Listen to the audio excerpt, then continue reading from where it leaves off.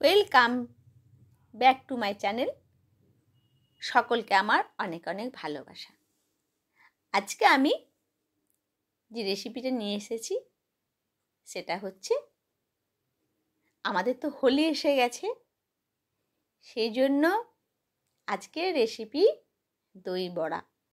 দই বড়া আমাদের সকালের খেতে ভীষণ ভালো লাগে, তাতে আবার সামনে হোলি এসে গেছে। তো আমি 200 গ্রাম বিউলির ডাল নিলাম। খুব ভালো করে ধুয়ে নিয়ে জল পাল্টে পাল্টে ধুয়ে নিতে হবে। খুব পাউডার টাইপের জিনিস থাকে, সেই জন্য খুব ভালো করে আমি জল দিয়ে ধুয়ে নিলাম। দিয়ে একটা ঢাকনা দিয়ে আমি 6 ঘন্টা একদম ভিজিয়ে রেখে দিলাম। তারপরে 6 ঘন্টার পরে ফিরে আসা যাক। ডালটা খুব ভালোভাবে একদম নরম হয়ে গেছে। এবার আমি একটা মিক্সি জারের মধ্যে ডালটাকে নিয়ে নিচ্ছি, আর দুটো দিচ্ছি কাঁচা লঙ্কা। জল দিচ্ছি সামান্য পরিমাণে, একদম কিন্তু বেশি জল দেওয়া যাবে না। আমি মিক্সির জারে একটু ঘুরিয়ে নিলাম, আমার কিন্তু খুব ভালো ডালটা পেস্ট হয়ে গেছে।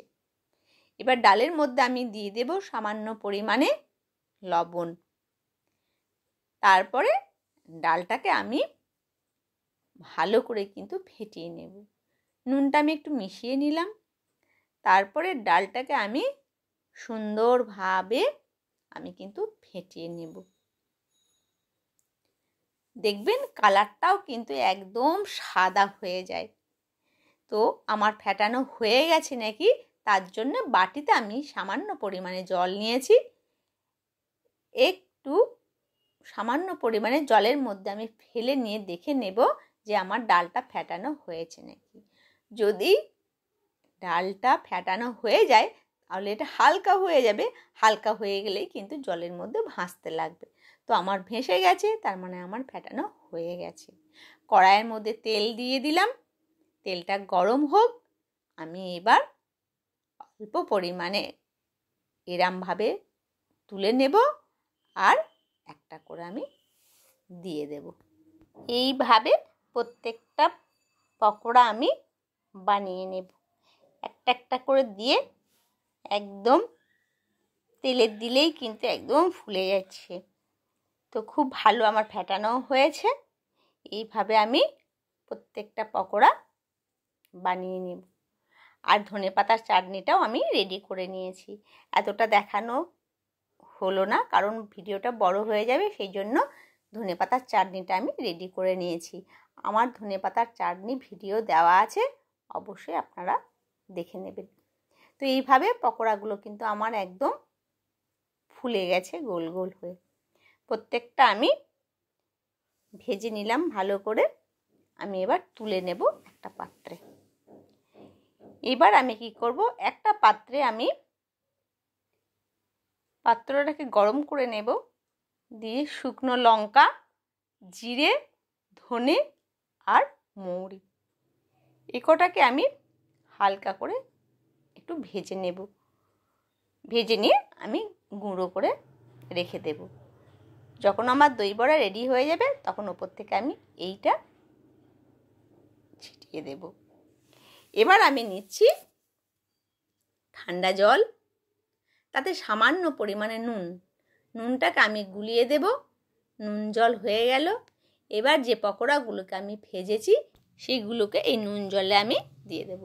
একে একে সব পকোড়াগুলো আমি নুন জলের মধ্যে দিয়ে দিচ্ছি। দেখুন সব কিন্তু ভেসে গেছে, মানে একদম হালকা হয়ে গেছে পকোড়াগুলো, খুব সফট হয়। আর নুন জলে দিলে পরে আরও সফট হয়ে যাবে, আর একদম পুরো নরম হয়ে যাবে। তো প্রত্যেকটা বড়া আমি জলের মধ্যে ভালো করে ডুবিয়ে দিচ্ছি। বড়া তো, আর এটা আমি ছোট্ট বানিয়েছি, আমার মেয়ে খাবে বলে ছোট্ট একটা বড়া। আর সবগুলো আমি বড় বড়ই বানিয়েছি, ভীষণ ভালো লাগে দেখতে বড় বড় হলে। আর একটাই ছোট আমি বানিয়েছি। এইভাবে আমি জলগুলো চিপে চিপে নেব। নুন জলে ঢুকে গেছে একদম ভেতরে, আর আরও সফট হয়ে গেছে। প্রত্যেকটাকে আমি এইভাবে চিপে চিপে জল থেকে উঠিয়ে নেব। তো প্রত্যেকটা বড়াকে দেখুন আমি এইভাবে চিপে নিচ্ছি। তাহলে জলটা ভেতরে আর থাকবে না, হালকা করে চেপে নিতে হবে, নাহলে আবার নরম হয়েছে তো খুব ভেঙে যাবে। তো আমি প্রত্যেকটা বড়াকেও আমি আবার তুলে নিয়েছি এইভাবে। এবার আমি দই নেব। দইটাকে আমি একটু বরফ দেব, আর পরিমাণ মতো চিনি আর পরিমাণ মতো লবণ দেব, দিয়ে খুব ভালো করে দইটাকে আমি ফেটিয়ে নেব। দইয়ের মধ্যে যেন কোনো লাম্পস না থাকে। এইভাবে নুন চিনি দিয়ে আর বরফ দিয়ে আমি দইটাকে খুব ভালো করে কিন্তু আমি ফেটিয়ে নেব।